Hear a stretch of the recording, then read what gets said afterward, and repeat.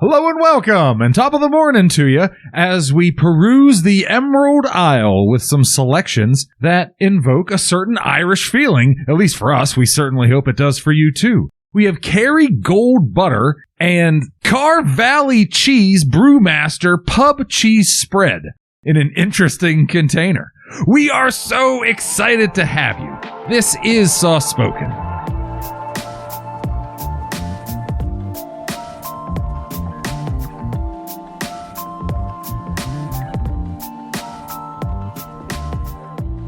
And we're back. We are Soft Spoken. We're the podcast detailing your favorite sauces, dips, and condiments, and spreads.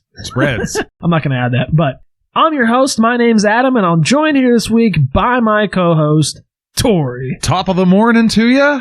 We're so glad to have you. Thanks for stopping by. My name is Tori, and this is Soft Spoken. And to my right, you'll see him next Friday at the bar down the street. Him and his cover band, known as Perceive Lizard Creatures in Your Mind's Eye. They're going to be live Friday night, 9 o'clock. You can't miss them. When Eric's there, you won't have to perceive them. So go down and see Perceive Lizard Creatures in Your Mind's Eye live. He is a lizard creature at the bar down the street. Will he be playing with his fellow leprechauns?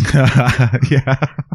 Yeah, that's right. We'll all be wrapped up, dressed in green. You know, I said I was going to wear green to this week. Yeah, what the hell? Forgot. Him and the lizard leprechaun guy from the Lucky Charms.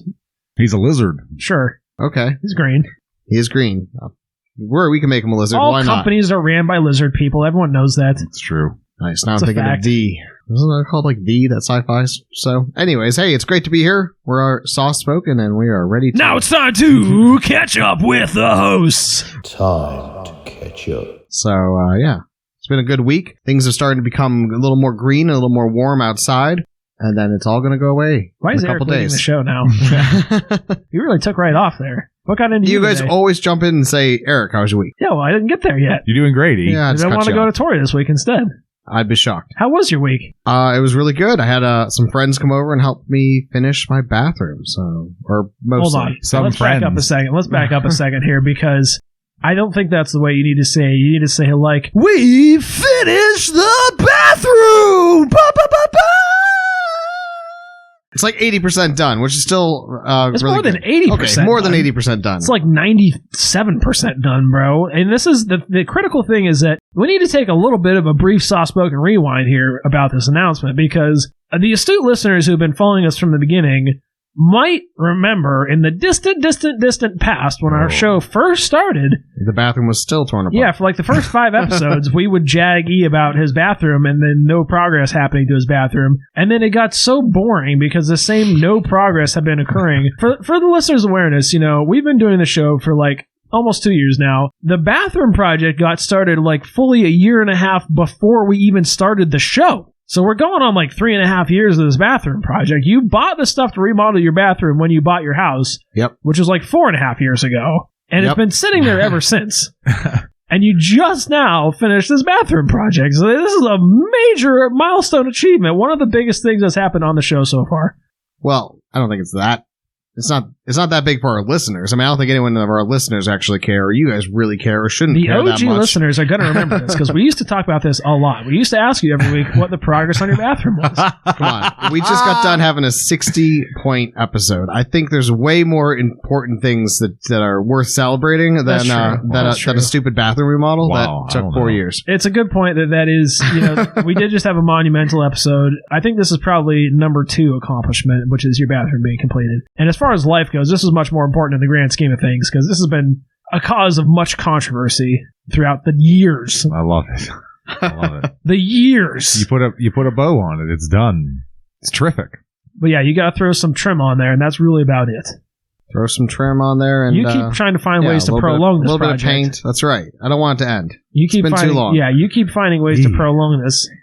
Is it like a friend now? Did you like Stockholm Syndrome? Constant shore looming over me, yeah. He's talking about going backwards now and taking stuff back apart. That's right. It's been long enough. I need to start tearing it apart again. Well, that's what I was saying. Honestly, it's like you just get it done. You're like, I got to remodel all these things. I got to fix all these things I don't like. You have a mental illness, Eric.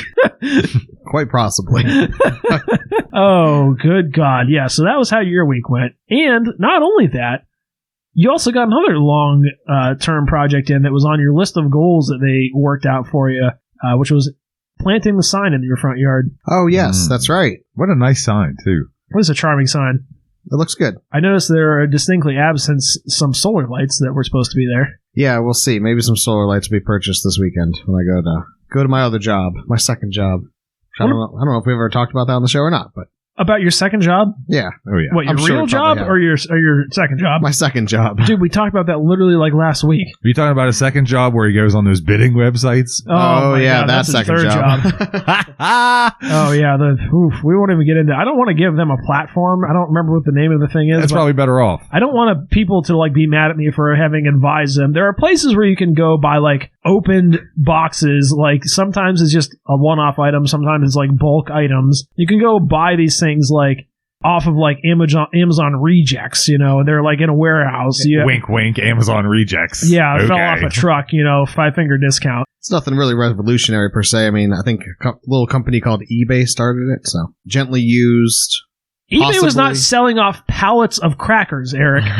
Expired food. You bought like You just 4 didn't know how to look for them, cases of almond crackers the other day because they were $3. Furthermore, you drove into one of the seediest parts of town and crawled through a warehouse like a junkyard to dig them out yourself. What? So, like, they just, like write your name on it or something? How do you know it's yours? Like, you just... I mean, can you just walk in there and take anything? There's an ID tag on every product, and everything's put into bays according to like racking. Like all the racking has like a bay number, so you just walk to your bay number and you search for your number and you pull it down. And That's put it on crazy. your cart. So That's insane. insane, totally nuts. That's bonkers. That is wild, You bro. went into the sketchiest part of town. Well, let's move off this. I don't even want to. This is not a good idea. Listeners, don't do this. It's backfired I had to hash multiple it times. up. I had to. I couldn't resist. It's backfired. And then on top of that, our friend Colleen, who was on the show for episode 10, she bought a shredder there, which doesn't work. Eric says, bring it over to my house. I'll get the wiring sorted out for you. So I would take a look at it. Like he needs another project. Number one, like he needs another project. Number two, he's still got 3D printer issues to troubleshoot. He's saying, bring me your shredders. Countrymen, friends, Romans, countrymen, bring me your shredders. I will rewire them. Hook him up to the Alexa. Oh God, let's move past this. Tori, what about you? How was your week this week?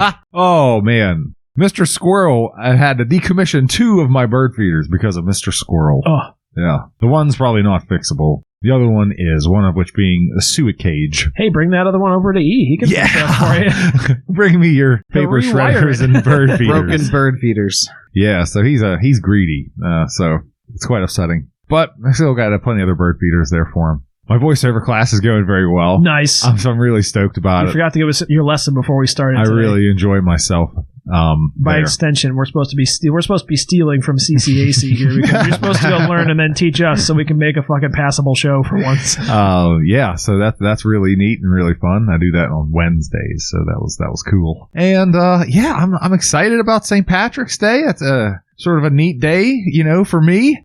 And I'm excited about these here sauces, spread condiments that we're going to be doing here soon. And yeah, man, that's it. I haven't had time to do Breath of the Wild, sadly. You know. Well, I have a thing on a related note to that. There's a new game that's come out recently, primarily geared toward, well, I think it's PC and Xbox. It might be on PlayStation as well. I'm not certain about that. It is He knows. Do you know what I'm even talking about? Elden Ring. Elden Ring. Elden yes. Ring. How did you know about that? Did I say something about that? No, I've actually just been in the loop a little bit, slightly. Eric's been in the loop on internet and video games. Holy Wow. shit. How did you hear about this? So we had game night I had game night with my other group Oh, on that Monday tracks, night, okay. and they were all talking about it. I actually got to see a little bit of the gameplay. The graphics looked cool. It was pretty neat. It was, Graphics are great. showing off all of his weird. The game has this weird obsession with fingers and hands. It does. So it's for, I mean, this is super popular right now, so I'm certain that I'm not describing anything new to anyone that's not already familiar with this, but Spoiler alert. it's kind of like a cross between Skyrim and Dark Souls, or for the listeners, since you're on the topic of Breath of the Wild, it's kind of like Breath of the Wild on like ultra hard mode, you know, it's kind of like a similar thing. It's very much more like morose, more dark themed than Breath of the Wild is, you know, it's kind of like inverse of Breath of the Wild as far as like cheeriness goes, I would say. But it's essentially Dark Souls 4, which, for the people who are not familiar, Dark Souls is one of those games that people famously, love to complain about how ridiculously hard it is. It's famous for being a hard game. I know years ago, I'm like, all right, I'm going to try this Dark Souls game that everyone says is insanely hard, and they weren't wrong. I mean, I played the first one, and it was insanely hard. Like, you have to totally rewire your way of thinking. It is the exact opposite of the type of gameplay you like, Tori. You said I know, I hate it. You like very like calming, relaxing games. It is the most like intense. You need to be on your perfect A game at all times. And particularly the thing about Elden Ring is that it's essentially, so they did 3 Dark Souls games, and then they said, all right, we're not making any more Dark Souls games. They made this is FromSoft, is the company that made them. They made a couple other similar games, kind of along that same vein. Dark Souls 1 to me was insanely hard. I never finished it. I got to Ornstein and Smog, the twin bosses in the fucking asshole cathedral wherever they're at, and I'm like, fuck this game, I'm done. Yeah, now, see you later. This is a game that you already are like have to be signed up to like play every boss like at least 20 times to try to beat them, So the fact that I gave up at that point, I'm like, fuck these guys, there's no getting past them, fuck them, I'm done. I gave up on Dark Souls 1, and then I played all the way through Dark Souls 2, beat Dark Souls 2, and beat Dark Souls 3. And I do think that they have gotten progressively easier as time has gone on. Like, I do definitely think that Dark Souls 1 was the hardest. And I know when I first started playing it, you had to go, like, spend hours on, like, the first section of the game just trying to, like, understand the gameplay so that you could even progress, Like, it was that frustratingly difficult. Elden Ring, I would say, is, again, another step forward in, like, the easiness category. Like, it's definitely easier than the Dark Souls series, I think, and I've seen a lot of people complaining about how hard it is, and there are certain hard aspects because it's open world. So the thing about the open world with the insanely hard opponents is that sometimes you can just wander into an area and all of a sudden a boss who is like, essentially 50 levels higher than you just starts attacking you and you die in like one hit. What I mean? Yeah. And it just comes out of nowhere with no prediction, and it's like, I'm going to wander into this swamp. Oh, there's a fucking dragon there that immediately annihilates you. Oh, yeah. Comes out of nowhere. Yeah, pretty much that's what I saw too. Nathan, my friend, he wandered into like an underground dwelling, and there was these guys that had like fire, like torch heads, basically. Yeah. 2 of them, and they were swinging like big maces, and yep. Yeah, he got hit like twice and died. Yeah, it's very unforgiving. I still think and that being said, I still think it is the easiest of the Souls games. Elden Ring? Yeah, Elden Ring. How about you ring some bitches? Ayo. Nah. Especially not Elden ones. Or ring up, I guess. Ring up. I thought you were ringing like marry them. Oh, no. Oh, okay. Give them a call. Eric needs to ring up some Elden bitches. Or any type of bitch, I guess. Podcast that respects women, goddammit. But anyways, aside from talking about other topical things, I know you mentioned that we are coming up on St. Patrick's Day, and this is going to be our St. Patrick's Day episode. And I know this is a little bit of a mixed holiday for you, Tori, because, on the one hand, you have the most famous traditional drinking holiday of the year, St. Patrick's Day, and it's on Lent, where you've nobly given up all beer, at least. That's right, yeah. So kind of a little bit of a conflict for you. That's terrible. Wait, you just gave up beer so you can have Irish car bombs all day long? No. He doesn't drink anything other than beer, though. Yeah, so. right. No. Can you imagine if he just switched to Jameson? Oh, I couldn't imagine that. Oh, but without any further ado, that's going to lead us into what we're going to be talking about for our... I can't say sauces tonight. Spreads. Yeah, it's a little bit difficult. That's why I was kind of playing that up at the beginning about the spreads thing, because we have a couple of different items here, and one of them is going to require a little bit of, I think, a caveat or a little explanation. But the first one is Carr Valley Cheese Brewmaster Pub Cheese Spread. And I'm going to pass that off to Eric here, and you can do a little visual description on that. But before we get to that point, we're going to talk about the other thing here, which the listeners might be questioning, but this is KerryGold Pure Irish Butter. Now, I'll be honest, when I was in the grocery store, I was having a really hard time trying to figure out what kind of like a sauce you would have for like Irish stuff. And I know we talked about things that were like made from beer or made from Guinness, whatever. And we're just kind of trying to stay away from like the runnier like beer cheese type stuff, along the lines of the nacho cheese we've had before. And I was trying to get away from like the whiskey and the barbecue sauces because we've done 150,000 barbecue sauces. Yeah. So I was really struggling to stay away from those. And there's just not a lot of like, apparently there's just not a lot of like Irish sauces, you know? I think the two of the things that when people think about Irish food, what they think about first is like potatoes. Right.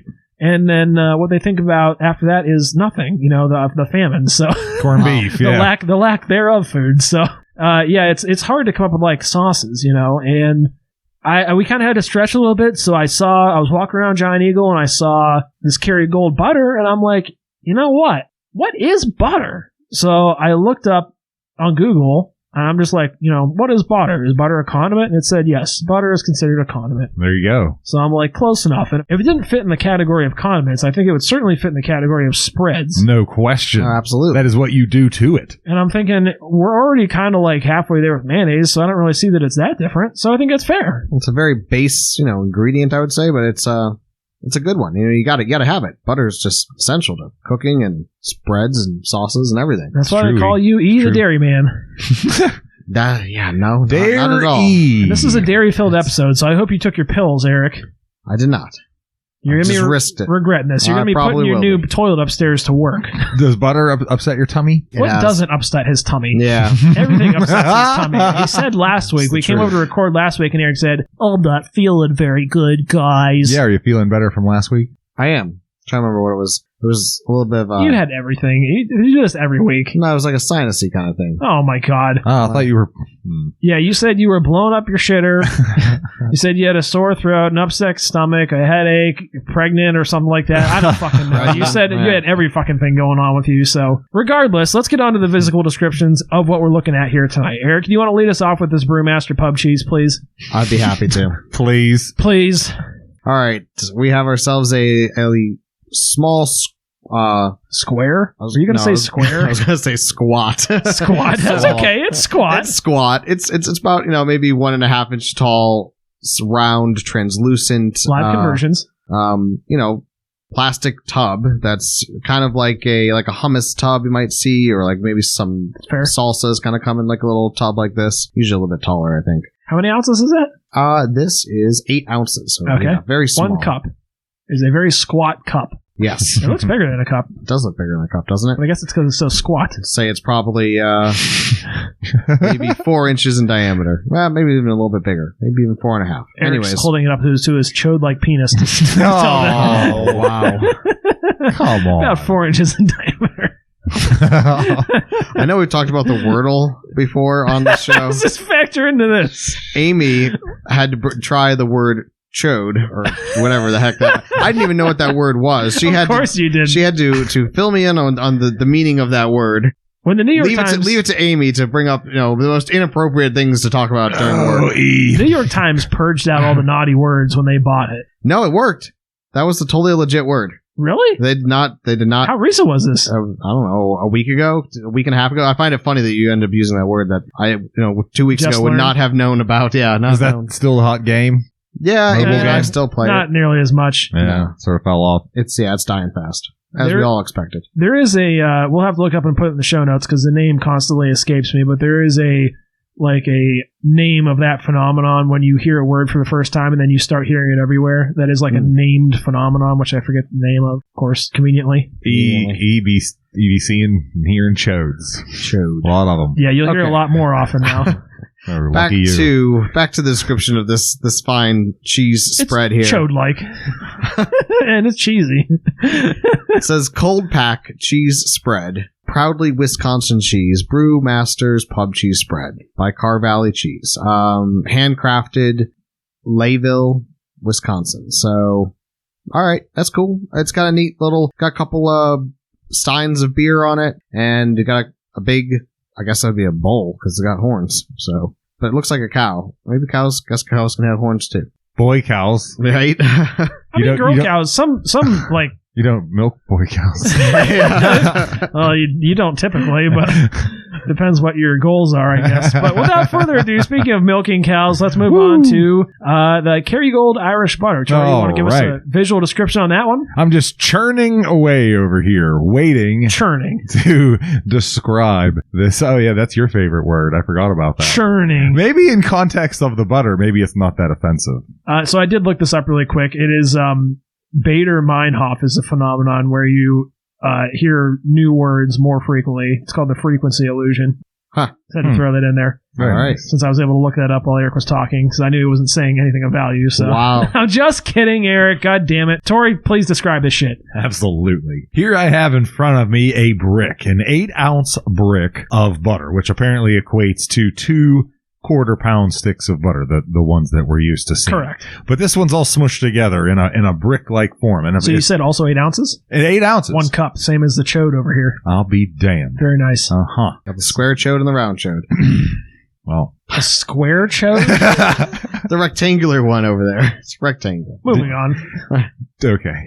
2 sticks of butter. Yes, 2 sticks of butter. 8 ounces worth of butter here, all smushed up together in a brick type form, and it's wrapped up in this lush, thick foil paper, and has a bit of a sheen to it. It's not quite like aluminum foil, maybe the matte side of aluminum foil. When we crack it open, boy, but it's gold. It's gold. I don't know if you mentioned that on the outside.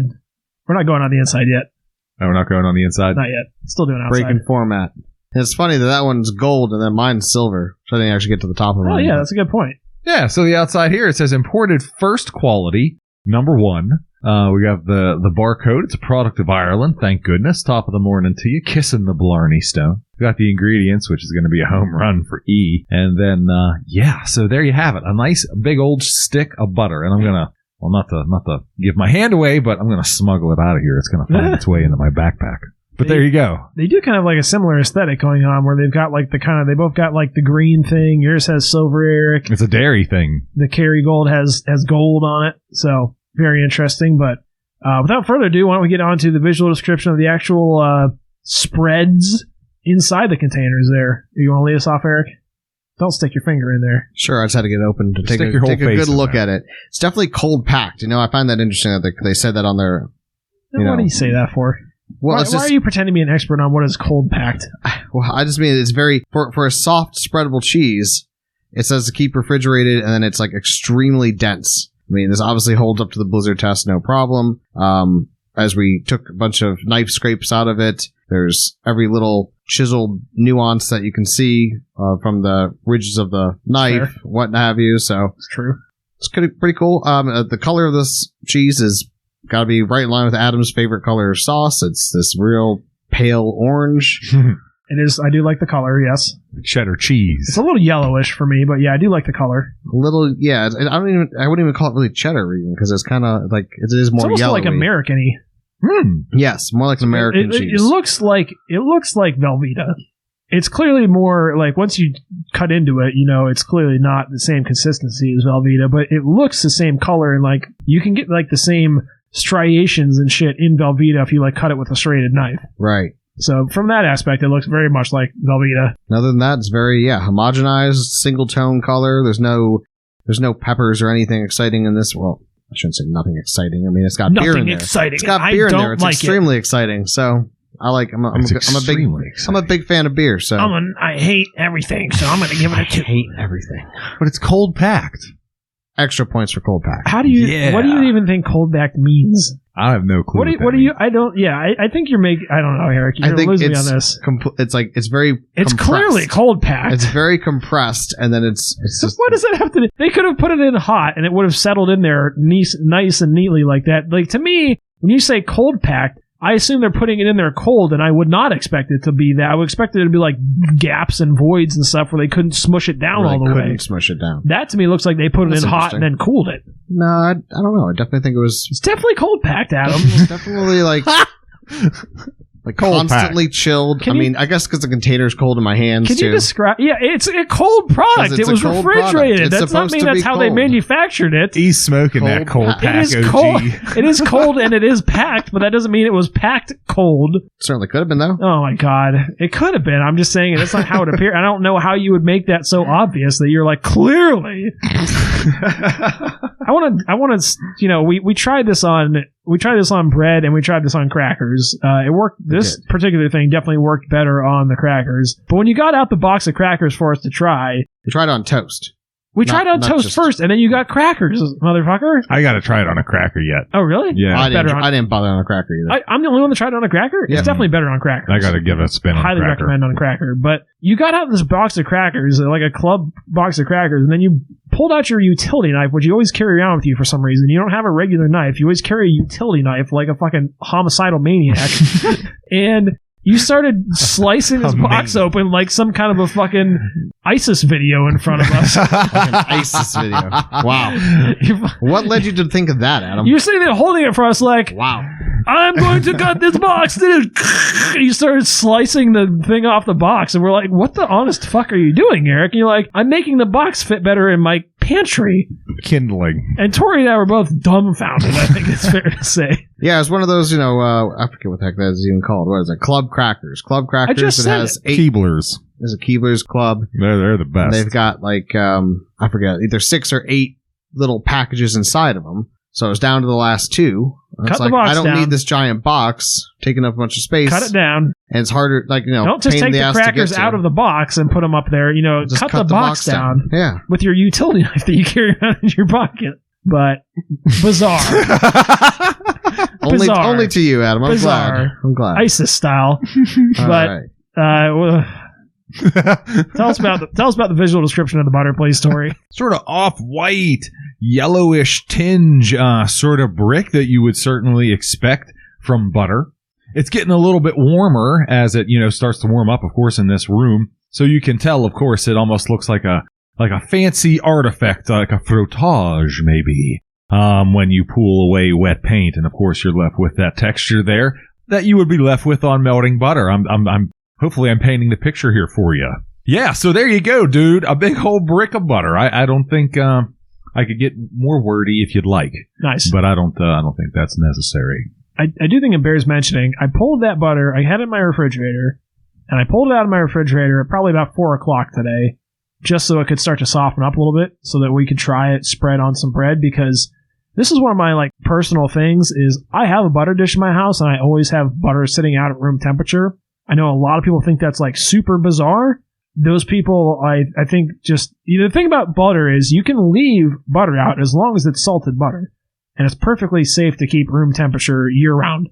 Now, if you leave it out for eons, it might go bad eventually, but you can safely leave it out for weeks or months at a time. Is that so? I never knew that. Oh, absolutely. As long as it's salted butter. Huh. Yeah, you can't leave unsalted butter out. That's how my grandparents always had it. They're usually right behind their kitchen sink, right in the window. Yeah, a lot of people will get freaked out about that, but yeah, I have butter open in my house just sitting room temperature year round. And it is delightful because the thing of you're trying a cracker. Oh, dude, you ever have this? No, that's an old person thing. That's it's fatten you up, Sonny. Some crackers with butter as a dip. Here's a reason to fork butter down your face. But eat this cracker. But yeah, I always keep it out room temperature year round. And I know, like I said, I know it weirds a lot of people out, but it's totally fine to do. And I would encourage more people to do it because, my mom, Sweet Manny P, she had her skills and she had her things she wasn't quite as skilled at. And the one thing she used to do was attempt to make a healthier version of a margarine/butter cocktail. And she would essentially take extra virgin olive oil and blend it with butter to create a spread. And then she would put it in old reused country crock tubs, and just leave it in the fridge. And the thing about it is a lot of people don't realize this either. And we've had this hot debate on the show before about olive oil. Oh man. But the thing is they have extra virgin olive oil, which is strongly flavored, which is made for doing things like salad dressings where you want to have that olivey flavor. And they also make light tasting olive oil, which is usually a brighter yellow, straw color, golden color. And it has almost no olive flavor. And that's the one that you want to use for like cooking stuff. If you want to like fry something in olive oil, that's the one you want to use. Sure. Like if you want to make eggs, you don't use the tasting oil, the stuff that's like green and tastes like olives. You don't want to fry eggs and like make them taste like green olives. Most people don't. And that's what she would use to make this butter concoction. And it was terrible. I hated it. I never wanted to use it. And it still didn't spread very well in the fridge. And I'm like, eventually at some point in my life years ago, I realized like, oh, you can just straight up leave butter out and it's super easy to spread. It doesn't go bad. And you can have like fresh spreadable butter that tastes 10,000 times better than any margarine or anything like that. Anytime you want. No question. And it was a game changer for me. Wow. Yeah, I went through quite the iterative process of trying like different spreads and stuff that you could see what you can leave in the fridge to make it easy to spread. And I'm just like, oh, fuck, just butter. Leave it on your counter. Put it in a dish and you're good. So, that was a revelation for me. And I mean, at what point, because, you know, I mean, in the summertime, it can get a little hot, you know. At what point do you have like a puddle? On some, I think as long as you have a house where you run air conditioning, if it gets super hot, it's usually a non-issue. The way my house is air conditioned, I have window units, and they don't do such a great job in the kitchen. And if it's like a 90-degree day and I'm cooking in there, especially, and it raises the temperature up in the kitchen, it can kind of melt it into a little puddle, you know, but it's contained in the dish, you know, so once it cools down, it's just, you know, kind of melted in a weird shape, but it's still perfectly fine, you know. I'm surprised your kitty cats aren't after that.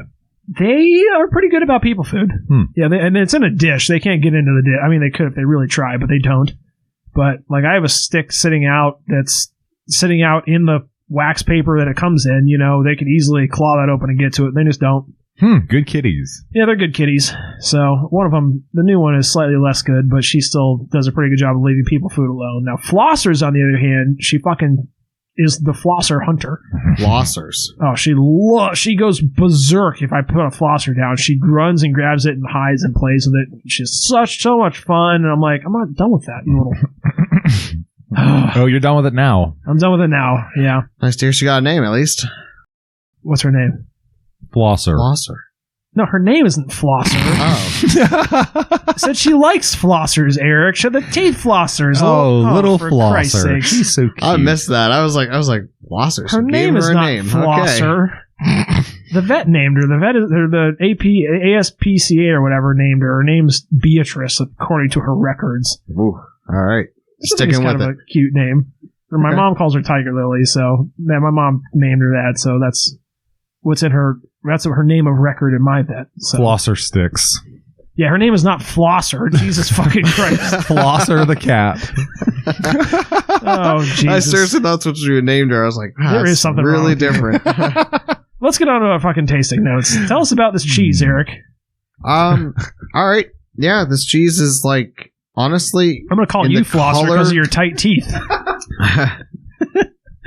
And the color and largely even in the taste, I actually get a lot of like Kraft mac and cheese. Really? It's like that Kraft mac and cheese kind of like powder to it, and it has like a grit to it as well. Really? Whoa! Are you sure it wasn't a cracker? You're getting grit? There's definitely a little grit going on in there. Weird. It is weird. I didn't detect any grit on my toast or cracker, although you think that could easily be hidden because of the nature of toast and crackers. But even the smell of it reminds me of like Kraft mac and cheese. Really? So Kraft mac and cheese is what you're getting out of this? Kind of weird. Kind of good though, because, you know, it brings back good childhood memories. I love Kraft mac and cheese. I don't like the kind that's the regular noodles. I only like the kind with the little shapes. Shells. Oh, shapes. Yeah, I always called them little people when I was a kid. I told my mom I only eat the ones with the little people in them. Nice. Yeah, those ones like the SpongeBob You think I have ones. problems? Bro, this is a different formula or something. Shit's better. What about you, Tori? The cheese spread. I thought it was I got a lot of sharpness from, I'm guessing, the cheddar. I know I mentioned the cheddar before, so I definitely got some of that sharpness, which is okay. It's not my favorite. It has grown on me considerably over the last couple of years. I've been surrounded by cheddar freaks. I've grown to like it more so for sure. So I definitely got some of that sharpness. I got a lot of creaminess, dude. I don't know about the grit at all. I took a Schleck on a knife to have it individually and independently from any crunchy article, other, whether it be toast or otherwise. And I didn't get any of that grit, but it was certainly a cheese spread. but it shined on the cracker. That absolutely positively shined on the cracker. On the toast, maybe not so much, but yeah, that was terrific. And I'm glad I got the opportunity to try it on a cracker too, because it changed my rating. It changed the rating that I had in my head, and so I'm glad for that, and we will get to that. But yeah, I would have to say the cheddar is probably the main contender, probably the main star of the show as far as the cheese is concerned. I think that's really it's got a saltiness too, as well. To it. Well, of course it does. When you were saying craft dinner, that's what I was considering more like. Most of the flavor I think you get from that stuff is like orange, salt. Like you're getting a lot of flavor from the butter that I put in there. Maybe you don't put in there. I don't know, but regardless, I haven't had Kraft mac and cheese in easily a decade. Well, it's junk food, so of course that's right. Can't have that. That's right. But anyways, yeah, for me, I tried a pretty hefty serving on the toast, which is Mancini's bread for the Pittsburgh local natives. They'll know about that bread. I'm going to get another piece before it's all said and done. Excellent bread. Yeah. Maybe we can just take that over to your house. Maybe we'll smash if there's any left for tomorrow. Maybe we can smash on that for dessert. We can all have corned beef finger sandwiches. We take back E's corned beef.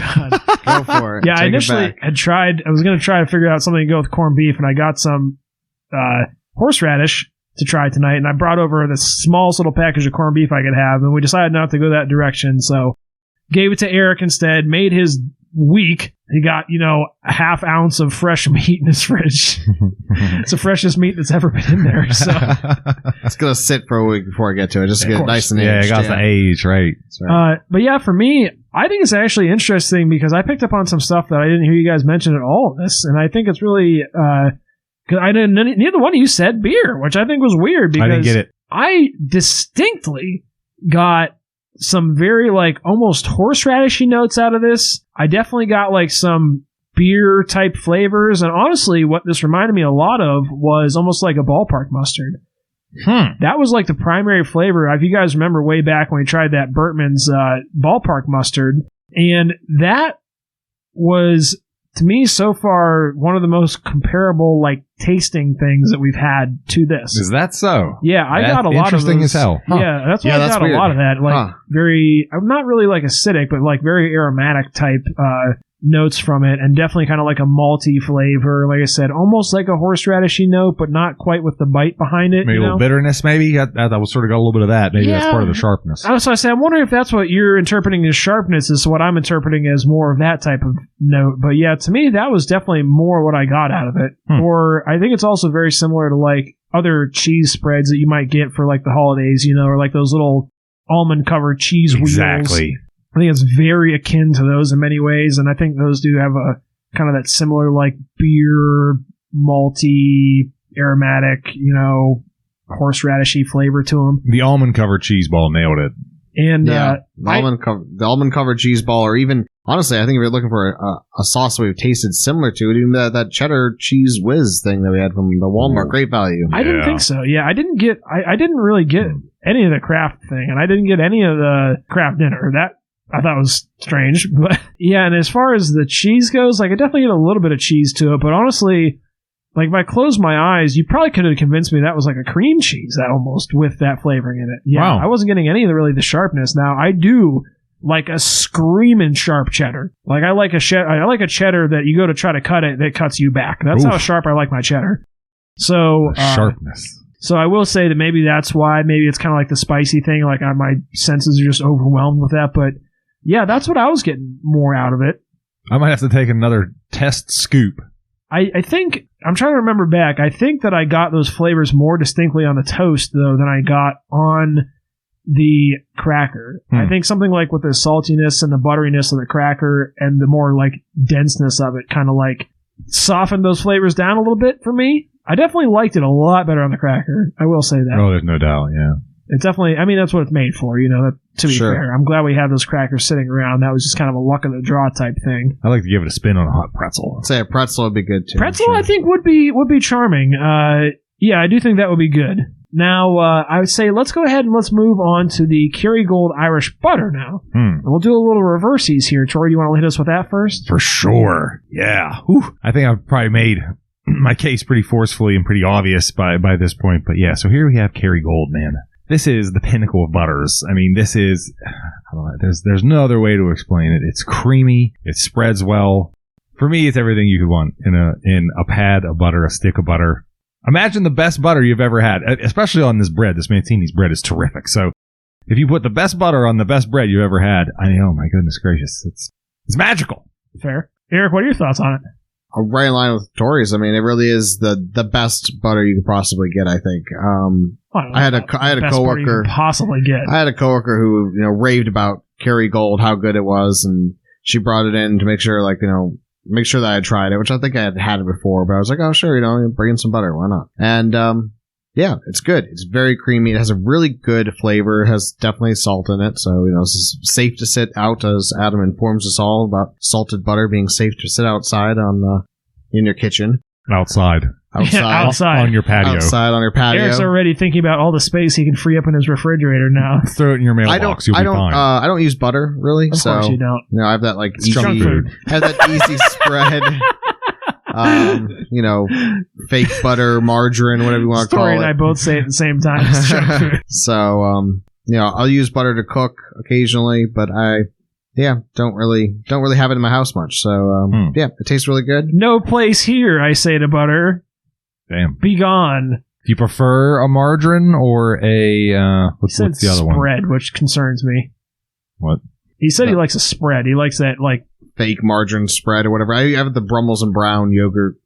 Brummel and Brown. Oh. Brummel and Brown's quality too. Yeah, I think it is good in the butter game. Yeah, yeah, it's pretty darn tasty. I don't know. Just always grew up having that, so I just wasn't into the whole having butter when I was a kid. So I don't know. It's junk food. Can't have it. Definitely bad for you. Definitely.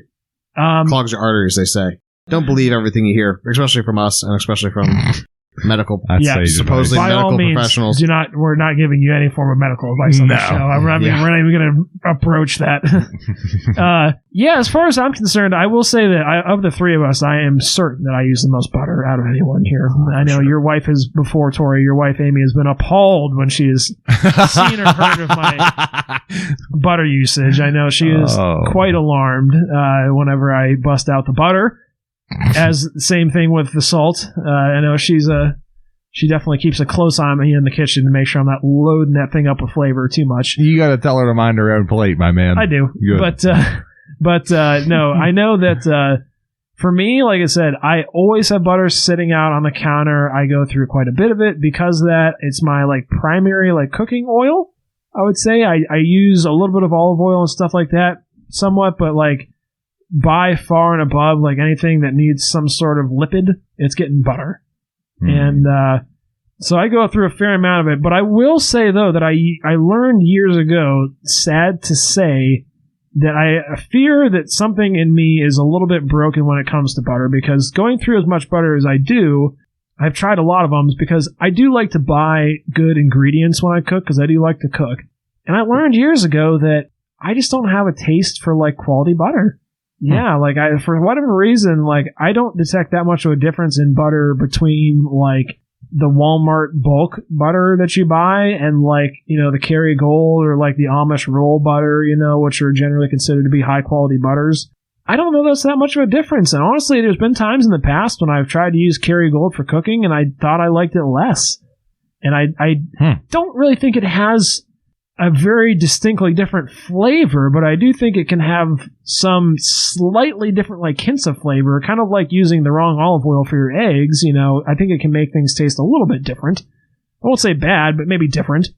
I do think it bears mentioning that it is more vibrantly yellow than most butters are, which I think if you pulled out a stick of a Walmart butter and sat it next to it, that's almost white. To be pale, right. In comparison, which I do think that the KerryGold cows are grass-fed. That's what it said, yep. Yeah, if I'm not mistaken, and I do think that something of that translates into the color of the butter.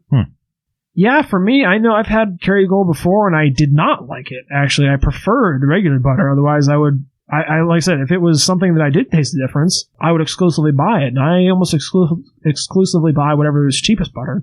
That being said, tonight, when I tried it on the toast, I will say, on the Mancini's bread, it really hit the spot. I did like it, and I do think I was detecting maybe a little bit of slightly more of a richness to it, or a creaminess or something. I did put it on super heavy on the toast, because I wanted a good portion of it. But, yeah, I will say, it was pretty good tonight. But as far as being like the best butter ever, I think it's probably not. I think there are probably other better like local made like Amish butters or something like that. But I do think it's, probably the best butter you're going to find in most grocery stores. I think that's a fair assumption. Kind of objectively. Yeah. Especially like a Walmart or a Giant Eagle or something. Yeah, I think that's definitely fair to say. Yeah, that's fair. So yeah. But now it's time for us to get on to Eric's favorite segment of the show. We're going to find out what makes it different because it's time for the ingredients. Oh, yeah, Ingredients. Does Tori want to do the ingredients of the butter and I'll do the ingredients of the brew? This is your favorite segment. You can get them both. Get them both. Okay. Hit us with the cheese first, Here's Steve. a big old brick. So for the Carr Valley cheese, the Brewmaster's pub cheese spread, we have sharp cheddar cheese, aged 9 months. Just pasteurized, cultured cow milk, salt, and enzymes. Okay. Reduced lactose whey, water. Hey, reduced lactose. Yeah, how about Good for you. Yeah, Good for me. Where's the curds at, bro? We got our whey. Water, cream, more whey. No way. The Annetto color that we've had in the past. That's the orangey shit. Right. Yeah. Beer. Just says beer. Just says beer. Huh. Just generic. Surprised they're not hopping on like a collab there, Right. That would be cool. Sorbic acid, sea salt, gargum, natural flavor, lactic acid, and beer powder. Huh. Gargun. Beer powder. I wonder if that's like that malty weird flavor I was kind of tasting. Beer powder. Maybe. Let's do a deep dive on that for the show notes. I do want to discover what beer powder is. Maybe that's the grittiness that I was able to extrapolate. Very well might. No you way. might be onto something. It's the last ingredient in there, but probably might not. be onto something. He was tasting grit. Wow. I didn't taste any. I didn't get no grit. Contains milk, wheat, may contain traces of soy, egg, and tree nuts. If this cheese was a John Wayne movie, I think it would be false grit because I didn't taste any. Well done. As opposed to true grit. Wow. Okay, Yeah, I know yeah. that was a stretch. Oh, you got it. All right. Hit us with the butter there, Eric. Imagine this should be pretty simple here. Cow. Cow juice. Male cow milk. Pasteurized cream, salt, and it contains milk. There you go. Wow. Tracks. That is as simple as it gets. Which I think butter is butter That's what is it butter, yeah. which is, cream solids and salts and or salt, may or may not even have salt, but I do think that's something that you can that's interesting because you can visibly see the difference despite the fact there's no other additions to that. There's no other added ingredients. There's no coloring, Fleischmann's or Land O'Lakes probably has colorants and probably has everything else under the sun. Maybe not. I don't know. But what I'm saying is that's part of what I think about. You can visibly see the difference between that and a Walmart butter, that's super pale like that. If nothing else, if there's only 2 ingredients, something's different. No question. I think it's fair to say that you could objectively say, hey, this is better. You can tell by the color. I said maybe not as much for me, but for other people, definitely. I want to take a quick look at the website here for these products, and we'll start with the Carr Valley cheese. And I don't want to dwell on this super long. They've got a whole plethora of different cheese-based products, and even amongst the spreads, which we'll go back to. But I did want to talk here briefly about their pairings. They suggest pairing this with soft pretzels, which I think, Eric, you mentioned that. Yep. It's very astute. Salami also sounds pretty good. Of course. And fresh apples, which I could definitely see. Cheese and apples is a home run, always. Cheese and apples is delicious, especially that cheddar. So that makes sense. But let's go ahead and do our... there's only a few of them. There's quite a lot of them. There's actually quite a few. Blow them up the pipes there, boys. We're just going to talk about our spreads, but we're going to do our typical rapid-fire style here. We're going to go through these other ones. The first one is the one we're trying tonight, the Brewmaster Pub Cheese Spread. So, Tori, why don't you hit us with the second one? Oh, of course. That good old Gouda cheese spread. Eric? We got a Parmesan cheese spread. Tori? Aged Asiago spread. Ooh, that's good. Eric? I like Asiago. We got Budweiser Pub spread. Tori? Ooh, that chunky blue. There's your collab, Adam. Eric? Garlic cheddar spread. Tori? Hickory smoked. Eric? Horseradish spread. Tori? Jalapeno keeping it spicy. Eric? Late harvest wine spread. Tori? Yet another sharp cheddar spread. Eric? A southern pimento spread. Tori? Pimento. Ooh, a little spicy beer. Pimento. That's for E. Spicy beer. Tori? Or Eric? Swiss almond spread. That sounds good. Tori? Toasted onion. I could get down on that too. There's some interesting ones here. I think, yes, you mentioned the collab with the Budweiser. I'm really questioning why do they have 2 beer cheese spreads when they have a collab with one. I don't understand. They're the same price. That seems a little bit like of an overlap there. I would really like to try the hickory smoked one. I love a good hickory smoked product. Pricey. This is coming in at the honey ratio, almost exactly at honey ratio. Righty. And they were that expensive. Yeah, they were $8, $7 in the grocery store. I will confirm that for a fact. I'm pretty sure the KerryGold was about $4 or so for this double stick of butter. The KerryGold website, they've got a lot going on there. They've got a lot of recipes and stuff. They've got a really neat, charming looking website with, the cows, happy cows, and green grass and all that type of stuff you typically think of. I don't know. I don't feel the need to do too much of a deep dive into this, but I am curious to see what other products they may have. Oh, yeah. Looks like they've got butter spreads, cheese. So, I have seen their cheese before. That's a good point. Interesting. Quite a few different cheeses there. That looks like about it. Butter and cheese. Butter, spreads, and cheese. Interesting. All made with milk from grass-fed cows, it says. Hell yeah. So that's pretty cool. I think I've had one of their cheeses before, and it's pretty darn good. I think I have, too, now that I'm remembering that. I'm pretty sure I have. But without further ado, I think it's time for us to get on to the ratings portion of the show. Eric, do you want to go ahead and lead us off with the cheese? Sure. I don't know. Like I said, it was a certain maybe a nostalgia when I was there. Like, it wasn't bad. It was pretty darn tasty, actually. I mean... And then, the fact that I thought of, mac and cheese when I was a kid. So, I don't know. Brought back some good memories, so I'm going to have to give it a 7. I think it's pretty darn tasty. That's fair. I do think it would make, a nice, party cheese, Oh, for sure. Oh, yeah. Not a very big quantity, and it's kind of expensive for what it is. I think you could make something comparable to this for a dramatically cheaper, but regardless. It is pricey. What are your thoughts on it, Tori? Yeah, I liked it. I thought it was pretty darn good. I had a pretty clear score in my mind when it was on, and I only had it on toast. And when I went to have it on a cracker, that was, it raised the game, pretty considerably. So, with that being said, I was going to give it an 8, but that honey ratio 1-to-1 is tough. So I'm going to land with E at a 7. I think 7 is fair. There's certainly better products out there, which I think are cheaper. I like the taste. I thought it was good. 1 for 1. I can't get over that. Yeah. But yeah, I think with all that being said, I think I'm going to land at a 7 pretty comfortably. Well, as far as I'm concerned, if this was a casino, we just would have hit the jackpot because it's going to be another 7 for me. Whoa! 3 7s in a row. Ding, ding, ding, ding, ding, ding. We're all on the same mind wavelength there. Yeah. Like I said, the price kind of dragged it down for a little. I honestly think I'm being a little bit generous with a 7 but I do think it would be really good on a pretzel. If it was a bigger quantity, I would probably have no gripes about this. If it was on a hot, soft pretzel and the pretzel warmed up the cheese, yes, a little bit, not that fridge cold type feel, that would probably enhance it. I do feel like this probably would have been better if we would have brought it up to just under room temp too.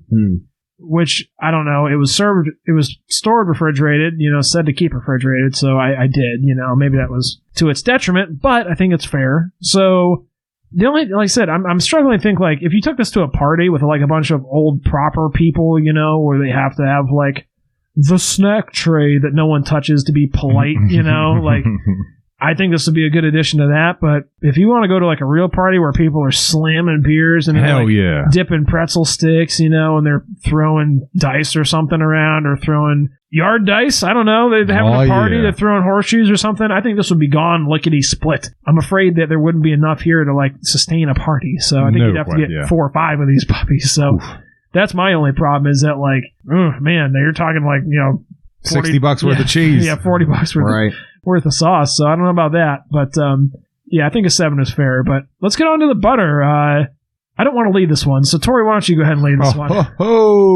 Well, I told you before I have very strong feelings about KerryGold. I think I made them abundantly clear. And for those who it was not abundantly clear to, allow me to be the air traffic controller and signal you in with my flashlights. It is a 10, dude. There's zero question. There is no butter, as far as I'm concerned, that I've ever had, at least, that is better than KerryGold. KerryGold is by far the best offering, that it's the best. I mean, there's no question about it. I mean, and you have a good piece of bread like Mancini's bread, boy, it just takes it to the next level. So forget it. It's a 10. It is in a league of its own as far as butter is concerned. It's terrific. Go out and try it. It's a 10. Seems fair. Yeah, I know Tori and I are usually pretty more in alignment, I would say, than Eric usually is with the group. I fear that I may have to be the Debbie Downer tonight. Oh, no. Now, I will say this, that I had totally written KerryGold off in the past as something that I had no need to ever spend the money on, because I didn't feel like if I did notice a difference at all, it was not a difference that I cared for. Tonight, trying it on the Mancinis, I will say that, like, especially if I wanted to just have like some buttered bread or something like that, yeah, this might actually be pretty good, you know? Like, I do think maybe I need to kind of give it another shot, maybe keep a stick of this sitting around just in case.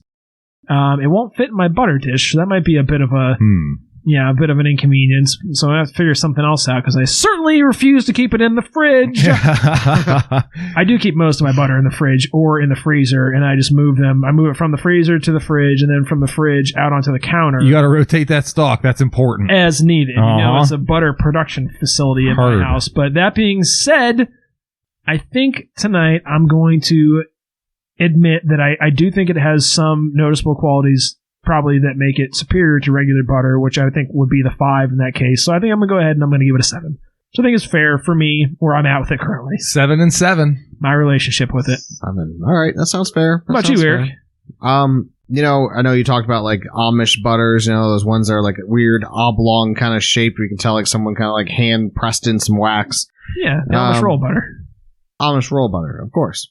There you go. And I don't know, I think I might like KerryGold better. So yeah, I don't know if I can think of any other butter that's better than it. So in the world of butters, it's a 10. Nice. I can't think of anything else that it would be. Hell yeah. You know, if I'm comparing it about other butters, it's a 10. It's unfortunate. I mean, I just don't use butters that much. Like, I don't use butter that much. I don't go out of my way to buy it. I guess I just don't.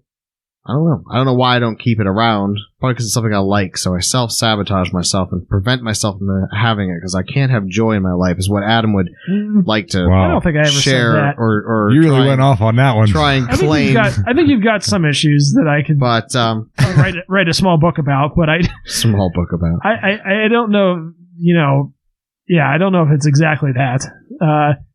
I do. Yeah. I'm not going to give this a formal asterisk for my score, but I do say that I think I want to spend more time like experimenting with this and seeing if maybe I have did it dirty and maybe further improve my rating further down the line. Get another 10 episode.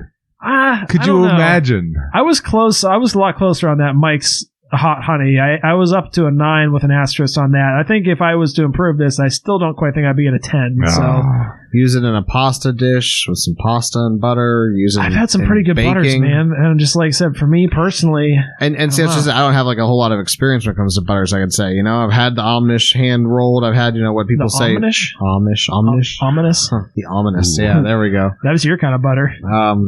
Yeah, you know, I've had some like Land O'Lakes and Blue Bonnet, and you know, some very highly commercialized brands, but there's another brand called Challenge, which has like a little deer on the front, which you may have seen. I think I actually like that one better, and it's another one that's kind of like a higher quality butter like this. Yeah, can't say I've ever really experimented with high quality butters. Like I said, it's not one of my go-to things. I don't know. Well, I like it. I like butter a lot. Like I said, I'm not afraid to use it at all. So to me, like I do like things that I like a lot like that. I do like to buy the better versions of them. Like I will say, one thing I buy generally is like Parmesan cheese. A lot of people will buy Parmesan cheese in the green shaky bin. I refuse to buy that shit. Like I buy a block of Parmesan and grate it because to me the difference is worlds apart. Even a relatively inexpensive Parmesan cheese. Cellulose in a can. Yeah, exactly. So I don't fuck with that pre-grated shit. But they actually got caught for they got exposed for putting sawdust in them. It's not sawdust. It is cellulose. Is an anti-caking thing, and it's not really exposed because they do need it. That's what keeps it from clumping up in one big ball. So, I don't know. It's kind of like one of the logistics of manufacturing, but I don't buy it. I have no problem with the cellulose, but I do avoid it just because it's just white dust. You know? Tastes bad. It's the same way as like that really finely pre-ground like McCormick pepper you get. Like if you get like a coarser grained pepper, or you grind it yourself, I mean, it's a totally different flavor than like the black dust, you know? Yeah. But I pulled up on the image here, an image of you guys for this challenge butter. You guys may or may not have seen this in grocery stores here, but it looks legitimate. Yeah, I definitely think it's also another one that's kind of like, a step above your typical Land O'Lakes, like you said, or something like that. A little bit more reasonably priced than the KerryGold. But if I'm going to buy like nice butter, that's usually the one I would go for as a preference personally. So I don't know how much better. I don't know what their like claim to fame is. I don't know if they have grass-fed cows or anything like that. They do put a little note on there about the RBST, which is probably some sort of like cow hormone or something like that. I don't know. Yeah, sounds like BS to me. It's on the KerryGold here as well. Yeah. It is? Okay. Yeah. I don't know what that shit is. I'm not going to bother to learn because I don't want to have to. I don't need another thing in life to worry about, if we're being honest. There you go. But clock's ticking, babe. With all that being said, I think it's time for another listener favorite segment of the show because we're going to dive into a little recipes. Alrighty. What do you think I'm going to do to you this week? Ooh. What do you think I'm going to do to you? The suspense. Love it. No idea. Is it something related to your bathroom? Is it something with something over the past week? Is it something to do with cheese? Certainly hope it has nothing to do with the bathroom. What do you think? What do you think it is, Eric? What butter would you cut? Would you smear all over your bathroom? It may be holiday related. It could be St. Patrick's Day. I might be onto something. I think you got it. Green butter, maybe a green cheese. We struggled a lot this week with trying to come up with an Irish sauce that we could do a podcast about, something that's pre-manufactured. We didn't have a whole lot of luck. You found a couple recipes. One of the things you found was like a dipping sauce for some Reuben egg rolls, and I said, nah, that's weird, bro. I don't want you to. It does sound good, but I don't want you to do that because at that point, I feel like we're tasting more of the Reuben egg rolls that we made rather than the actual kind of bland sounding sauce. Yeah, it was also kind of basically like a special sauce too, wasn't it? I mean, the ingredients were very similar to what we just had from In-N-Out and Sir Kensington and. Fair. I think somewhere else we also. I feel like we've had. This has been like the season 2 here is nothing but special sauces, but that's not. No, that's absolutely not true. But that's okay. But what I want you to do here, Eric, is I want you to make us, St. Paddy's Day sauce, an Irish sauce, kind of open ended. But I would like you to incorporate as many like Irish / St. Paddy's Day tropes into the sauce as you possibly can. So, like, I'm fully expecting you to put some sort of beer / whiskey, some sort of, like, green thing, something that maybe you'd use on a corned beef or a potato. I don't know. I'm going to give you a pretty open-ended, but I do want you to try to incorporate as many, like, tropes about St. Patrick's Day as possible. Duty. We're rooting so many for good things you could do, like... First of all, like, tell us what you're going to put this on. Like, what's your goal here? And then, I don't know if you want to do that before or after, but... Start working with something here. I was really hoping to try and find like I was actually like looking up like a mutton gravy. I tried to find like a mutton gravy because I thought it'd be like neat to like okay, like one of my favorite restaurants in Pittsburgh is Piper's Pub. I may or may not have mentioned that on the show before. And they have an amazing lamb stew or lamb shepherd's pie. Basically, they've got a lot of good stuff. Yeah. Well, I think they might be permanently closed. I don't know. Serious? Hopefully they're going to come back. That's whack. Yeah, they've been closed for like 2 years. Got some really good sandwiches. They're down south side, right? Down south side. Yeah, It's hard down there at a place that's made for people to gather and be rambunctious. So right. So, anyways, hopefully, total side tangent there. So I would start off with like I would start off with some like some meat cooked down and get all that like juices and fat juices and Geeses. fat, and then use that as like a base for like a good gravy, and then of course I'd pour in some Guinness. Okay, Guinness. Make a Guinness gravy. Okay. What are you gonna like? Put a little bit hold on. I want to go step by step. Like, what are you gonna? Are you gonna put a little bit of flour in there, okay. right? A flour and probably just use a bit of flour and water in a separate container. Mix that up and then drizzle that in over medium heat while it's like simmering. Okay. Drizzle that in there and pour in the Guinness as well right afterwards. Probably I'd get that nice whisked up, give it a little bit of thickness, a little bit of body. Then I'd pour in that Guinness and what else would be good? You've said Guinness 4 times now. Pouring that Guinness. You got to amp this up, dude. You got to really incorporate a lot more tropes here. We could throw in some Jameson whiskey. We could throw in a shot of that or like a bottle of that. I think a bottle would be too much, personally. Well, give us some rough ideas on quantities here in case the listeners want to replicate. So you're putting like the whole pan of drippings from like what type of meat? I said like lamb or, mutton. Or mutton. Okay, You're going to do a whole like mutton roast. Take the drippings. Throw in one whole bottle of Guinness. Yeah, I'd put in a whole bottle of Guinness. Okay, a whole bottle of Guinness. You're going to thicken that up with flour to like a workable consistency. Then how much Jameson are you putting in? And then do, we'll say, a jigger or whatever. What's a jigger? How much is that? You have to bleep that word on the show. I don't know, like an ounce probably. Why don't you just say a shot instead of saying jiggers? A couple. I'd say a couple shots. I want to say it's 3 shots is one jigger, but I'm not sure. Okay, well we can look that up in the show notes, maybe. Okay, so you're putting some Jameson in there. Where's the green factoring in? Where's the green and orange? Well, and then the green and the orange. Well, so you can obviously you can chop up some. You can shred some carrots in there. All right. Okay. All right. And you can also put some 4-leaf clovers in there because they're pretty tasteless and they're edible. So they are okay. Can you just buy 4-leaf clovers? No, you have to go pick them yourself out there in the fields. Okay, so clover. You're going to be a lucky dog if you get a whole plate full of 4-leaf clovers. Okay. And you're going to put this back on the mutton? Yeah. Just pour it right on top. You got to come up with one more trope or something like that to throw in there. Potatoes, of course. The mutton's going to be roasted with potatoes. And and you're going to take this to your St. Patty's Day party where you have lots of other Guinness and hopefully Irish mist and... Irish mist you can make a dessert with. It's a honey. I'm surprised you weren't going to use some of this KerryGold butter to whip up with the flour and make a roux out of for your gravy. Certainly could have made a roux out of that. All right, I'll give you a B+ on that. That was pretty good. Yeah, I was hoping you'd go a little bit far off into left field on that, but I think you did a pretty good job actually. So now I want to. I want to give you an A- on that. I'll even bump you up to an A-. Oh, not bad. I haven't cooked in a while. You've done far worse. That's true. That was a pretty good recipes. Cool. Well, with all that being said, I think that's going to wrap it up here for the KerryGold Irish butter and the Carr Valley Brewmaster Pub cheese spread. But with all that being said, without any further ado, Eric, end of the show. Do you have any closing thoughts you'd like to share with the listeners? Because you've had quite the eventful week, and I feel like you got to have something. Well, as you were saying, I think you need to give a shout out to your friend Colleen for orchestrating the bathroom remodeling completion. The bathroom completion, and then our guest for episode 10. Go back and listen to that astray episode with the bidding site, online auction site, which is terrible. I feel really bad about that. I do feel bad, but I'm very grateful for. How much did she spend? Do you know? I have no idea. Okay.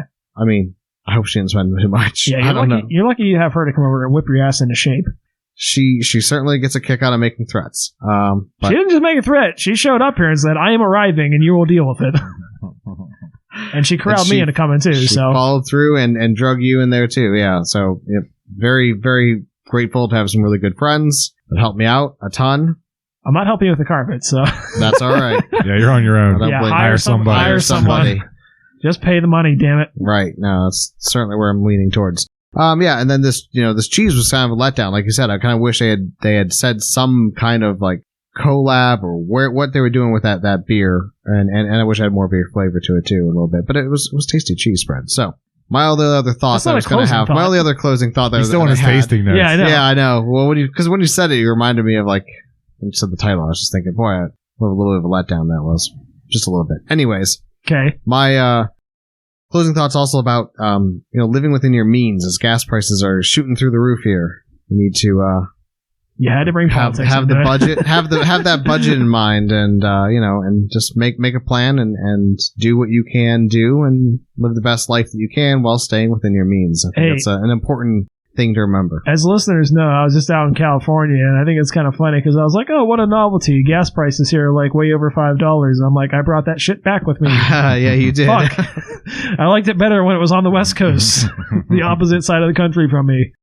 But, Tori, you've completed your list that you had from the past week. It was a 5-week miniseries that you're going on to, so I'm really curious to see what you've got for this episode of Touching Thoughts with Tori. Oh, good. I'm going to get in the business of selling Final Thoughts to E. That tracks. Because I came up with 2. You make a killing. For today. If Eric was the kind of guy who would pay for things. Not within my means. Make Sorry. That's disposable income I don't have. Maybe this is what finally gets Eric to bike to work every day. Oh, boy. Ooh, maybe. I could. You'd be a brick shit house. Absolutely could. You would be... It's one hell of a hill. You would be a monster. He's already a monster. So I'm going to go with my better of the 2 Final Thoughts that I had, and I'm going to put my other one back on back on the shelf if E wants to decide to pull the trigger and buy it. Maybe I'll put it back up for sale next week. But I mentioned this last week, and I was listening to the show, of course, because I'm a narcissist and I will always listen to myself. But I was listening to the show and I mentioned something and I wanted to expound upon it. Of course, it ties back into the K and kind, but this is a brand new. We're doing a clean slate here. But I said what we say matters, and I want to say that again because it does matter. And everything that comes out of your mouth, whether you are in the presence of someone else or if you are just at home, alone, in the shower, or getting ready for bed or whatever, what you say matters. And if you tell yourself something, you're going to start to believe it, whether it's positive, negative, or otherwise. And so, hey, and it matters. What you say matters. So be conscious of that and mindful of that when you're by yourself, when you're with other people, because your words have an impact on folks, good, bad, or indifferent. And it's good for you to be mindful of that, and be cognizant and steer it in a positive direction, because we know you can, and we love you, and we're so proud of you, and we love having you here. And that'll do it for me, of course. Good night. Well, as always, thank you guys so much for listening to us. I hope you enjoyed our St. Patrick's Day episode. And if you get into any crazy antics and you want to share with us, by all means, go ahead and reach out to us. Send us an email, softspoken@gmail.com. And, if you want to send us a funny story, maybe we'll share it on the show with your fellow listeners. Might be good for some wild entertainment. Maybe you can be part of the catching up with the hosts. Maybe we'll blow past some Eric antics and we'll go on to some listener antics. All you got to do is send them on over to us. We'll check them out. But with all that being said, thanks again so much for listening, and we'll catch you next week. Oh no, it's the end of the show. Thank goodness there's several other episodes waiting just for you. Check out our Instagram. We like to have some fun over there. We post the sauce bottle pics if you're curious, and the occasional meme. That's going to be Sauce Spoken Official. Despite our humble nature, we are accepting donations, believe it or not. Look us up on PayPal. That's going to be @SauceSpoken. Hey, and if you like what you hear, grease those palms, babe. Lastly, roll up your sleeves and get into the nitty-gritty. It's softspoken.wordpress.com. We have show notes and details. Check it out. Share us with a family member or a friend. If you're enjoying it, I'm certain they will too. Good night.